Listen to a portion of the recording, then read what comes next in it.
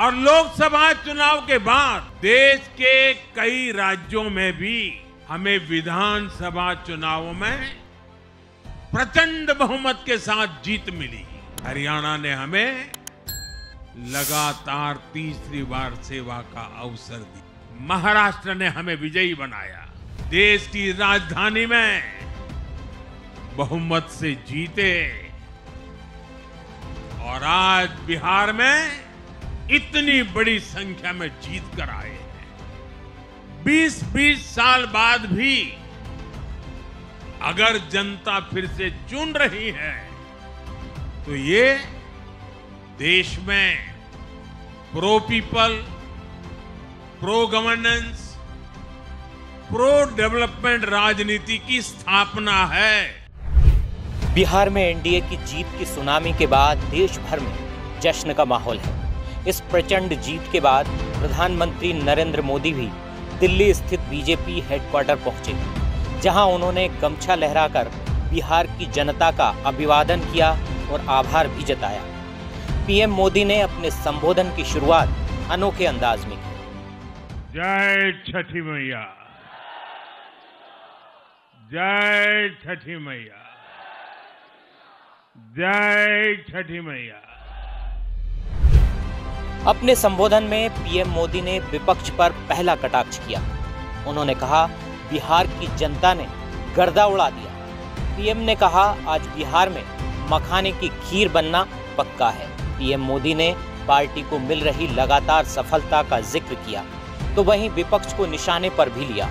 खासतौर पर कांग्रेस की सिलसिलेवार नाकामियां गिनाई। पीएम ने कहा, कई दशकों तक कांग्रेस ने देश पर राज किया, लेकिन कांग्रेस पर अब देश की जनता का विश्वास लगातार घट रहा है। कांग्रेस अनेक राज्यों में सत्ता से बाहर हो गई है। बिहार में 35 साल से सत्ता से बाहर, गुजरात में 30 साल से सत्ता से बेदखल, उत्तर प्रदेश में 40 साल से सरकार में नहीं, पश्चिम बंगाल में 50 साल से सत्ता का स्वाद नहीं चखा, लोकसभा चुनावों में 3 अंकों को नहीं छू पाई। 2024 के आम चुनाव के बाद 6 राज्यों में चुनाव हुए। इन चुनावों में भी 100 सीटों का आंकड़ा नहीं छू पाई। ये 6 चुनाव बीजेपी की बिहार की सीटों के बराबर भी नहीं। जैसा पीएम मोदी कहते हैं, क्या कांग्रेस की हालत का जिम्मेदार उसकी नेगेटिव राजनीति का आधार है, जिसमें प्रधानमंत्री पर व्यक्तिगत हमले, कभी चौकीदार चोर, संवैधानिक संस्थाओं पर सवाल, कभी ईवीएम पर सवाल, तो कभी चुनाव आयोग पर हमला, वोट चोरी जैसे आरोप। अनजाने में ही सही, क्या कांग्रेस देश के दुश्मनों को एजेंडा उपलब्ध कराती है? और मैं बहुत गंभीरता के साथ कहता हूं, आज कांग्रेस मुस्लिम लीगी माओवादी कांग्रेस यानी एमएमसी बन गई है। ये कांग्रेस मुस्लिम लीगी माओवादी कांग्रेस है, ये एमएमसी है।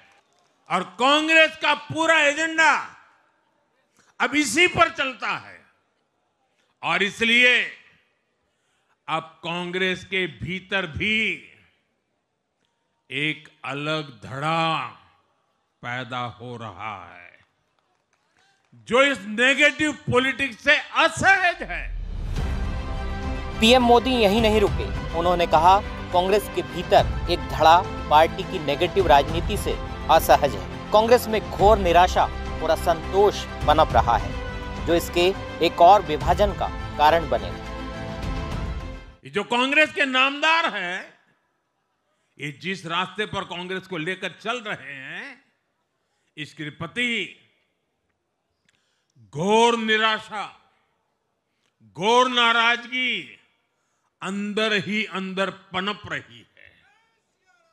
और मुझे तो आशंका है, हो सकता है कि आगे कांग्रेस का एक और बड़ा विभाजन हो।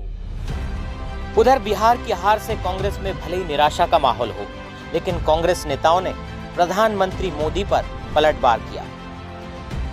चुनाव पूरे के पूरे चुनाव प्रक्रिया पर शुरू से ही प्रश्न चिन्ह लग रहा है, और जब चुनाव की प्रक्रिया में प्रश्न चिन्ह लग जाए तो रिजल्ट इस तरीके से अप्रत्याशित होंगे। कभी भी किसी भी समय के ऊपर इतना स्ट्राइक रेट 1984 के अंदर भी कांग्रेस का ये स्ट्राइक रेट नहीं था जो कि इस वक्त बिहार के अंदर बीजेपी का स्ट्राइक रेट 90% से भी ऊपर स्ट्राइक रेट, ये किसी को भी उम्मीद नहीं थी और इसमें दाल में काला नजर आता है। आज राहुल गांधी जी जो हैं, आप देख रहे हैं लगातार इतने वर्षों से इतनी मेहनत कर रहे हैं और मेहनत के अलावा एक एक जो उनके खिलाफ प्रोपेगेंडा, कांग्रेस पार्टी के खिलाफ जो प्रोपेगेंडा किया जा रहा है उसको बस्ट करते जा रहे हैं और साथ साथ क्लियरली प्रूव भी करते जा रहे हैं कि किस तरीके से ये सिस्टम मैनिपुलेटेड है, इलेक्टोरल प्रोसेस मैनिपुलेटेड है। कांग्रेस के एक और विभाजन के सवाल पर कांग्रेस नेताओं का तिल मिलाना अपनी जगह है, लेकिन आजादी के बाद से कांग्रेस का इतिहास देखें तो कांग्रेस कई बार टूटी है। 1948-1950 कांग्रेस सोशलिस्ट पार्टी CSP का अलग होना, 1969 कांग्रेस का सबसे बड़ा विभाजन कांग्रेस O और कांग्रेस R, 1977-78 कांग्रेस में बड़ी टूट कांग्रेस I का जन्म, 1999 नेशनलिस्ट कांग्रेस पार्टी यानी NCP का गठन, 2011 जगन मोहन रेड्डी आंध्र प्रदेश, 1998 तृणमूल कांग्रेस का गठन। 2013 में बीजेपी ने कांग्रेस मुक्त भारत का नारा दिया था। उस नारे की टाइमलाइन का पीछा करें तो कांग्रेस का ग्राफ साल दर साल गिरता जा रहा है। 2013 में जहां कांग्रेस 14 राज्यों में सरकार चला रही थी, वो 2025 में 3 राज्यों तक सिमट कर रह गई है। निश्चित ही कांग्रेस के नेतृत्व, नेता, कार्यकर्ता और संगठन में गहन चिंतन की जरूरत है कि आखिर देश की सबसे पुरानी पार्टी क्यों सत्ता से दूर होती जा रही है। हालांकि कांग्रेस के लिए ये भी कहा जाता है कि कांग्रेस जब जब टूटी फिर से मजबूती के साथ उठ खड़ी हुई है। चैनल हेड आरपी श्रीवास्तव के साथ विजय नंदन, स्वदेश न्यूज।